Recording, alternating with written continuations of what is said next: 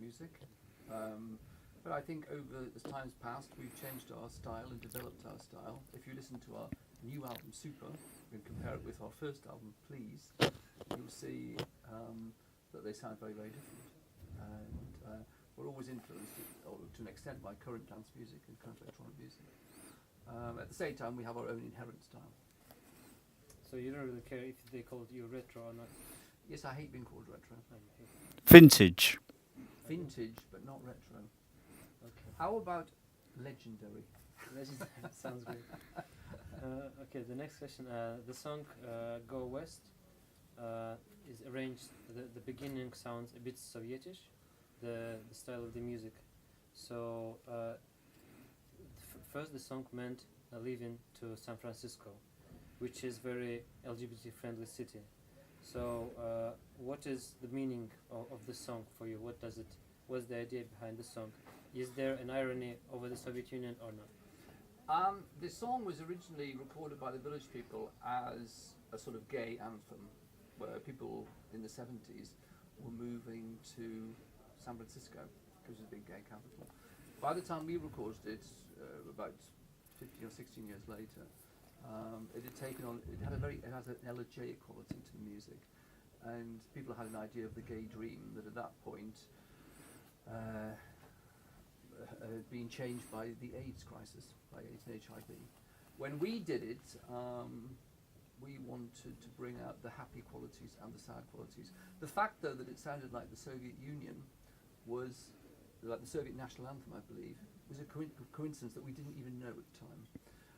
And we came to Moscow to do something for MTV, and we made some of the video there. And we realized that politically the words "Go West," which really meant go to San Francisco, in Russian terms, that's what economically was happening as Russia was changing from communism to a new system.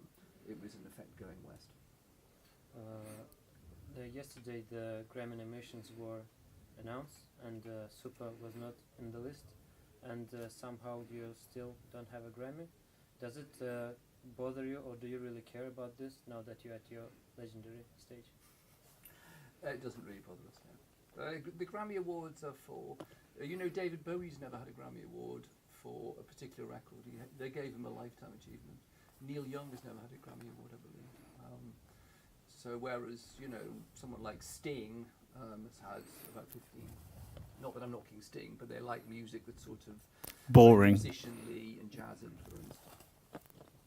So this is obviously not your first gig in Russia. Do you have anything particular to say about Russian fans? Do they differ from, let's say, your fans in the US or abroad Russia?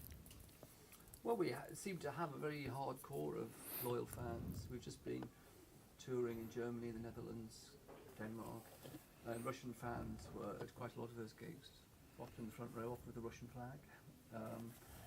We've played in Russia, as you mentioned, I don't know how many times, probably about 8 times.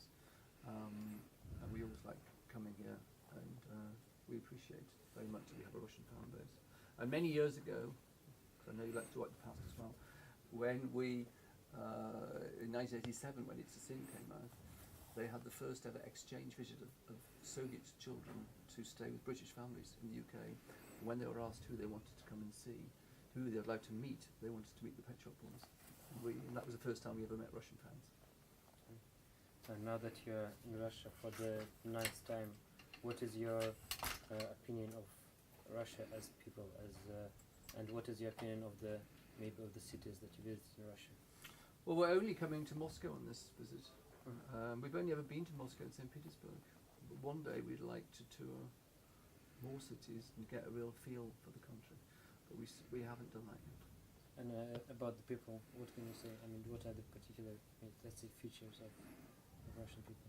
The people are warm, friendly, sometimes stern. But when you meet them, when you get to know them, they'll all be very nice. Anything about Russian music, can you say? Did you listen to any? Did you like any? Well, Russian classical music. I don't know that much about Russian pop music. But Russian classical music, Prokofiev, Shostakovich, Tchaikovsky. Okay. There is also, we wanted to ask a question about the beef between Russian singer Kirkorov and another singer Marwani.